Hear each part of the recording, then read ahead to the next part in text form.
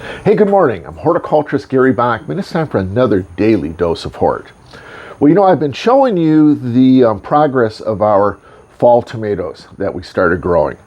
And look at these, these seedlings now. These were all sown on July 5th, if you remember. And last week I showed you after 9 days how much growth they had on them. Well, here we are. This is July 20th. So we're 15 days after sowing. And just look at this. Look at the size of these. I mean, they are pushing the true leaves. And so what that means is it's time to go ahead and step them up into the bigger containers to get ready to plant next month. Of course, with everything that we do, I use the professional growing mix. This is the Jolly Gardener brand right now. I've been using the Garden Grow, from LSU. Been using Pro Mix. You really want to use one of the professional mixes, not one of the mixes that you basically get at the big box stores, which are kind of like lumber yards in a bag. You want a good mix of peat materials in there.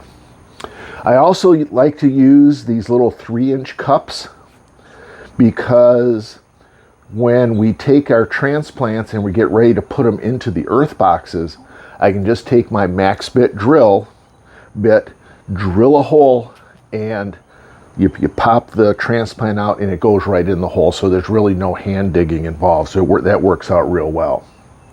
Now, when we go ahead and get these ready to transfer over, we've got to take them out of, let's get one that's a little better here. This one. These are the homesteads.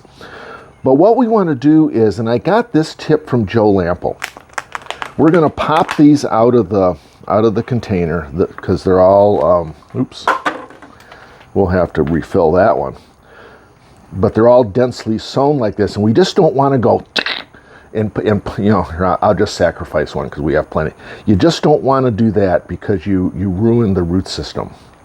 You want to go ahead and make sure the mix is a little dry, and just kind of tease the seedlings out, kind of shake the mix off of the root system. And so we end up with something that looks like this, and much healthier root system to go ahead and transplant with. And so now we're gonna take take the little pots, and this is I think this is really the game changer as far as transplanting these, because I used to go stick my finger down in there and dig a hole out, dibble a hole out.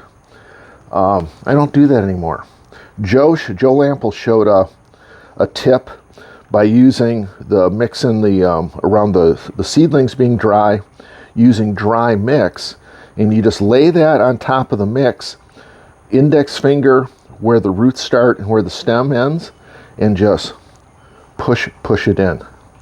And you'd think that that's just ruining the root system, but you want to know something? It really isn't, because of the dry mix. There's really no resistance going in. And that is such an easy way to, transfer these little seedlings over to the next size pot. Just boom, and just push it in. We did this method this spring with the tomatoes that we had. We also did it with the peppers that we were growing. That's 4 of those. I'm not growing as many tomatoes this fall. I'm only going to be doing 1 per earth box. And so I don't really have to have hundreds, transplants. So I'm just going to go ahead and get about 33 of them. I'm going to be really exact with my numbers, and have those potted up. We'll water them in, and when it's time to transplant next month, that's when we'll do the next step, and we'll see how that works for me here at the Urban Nano Farm.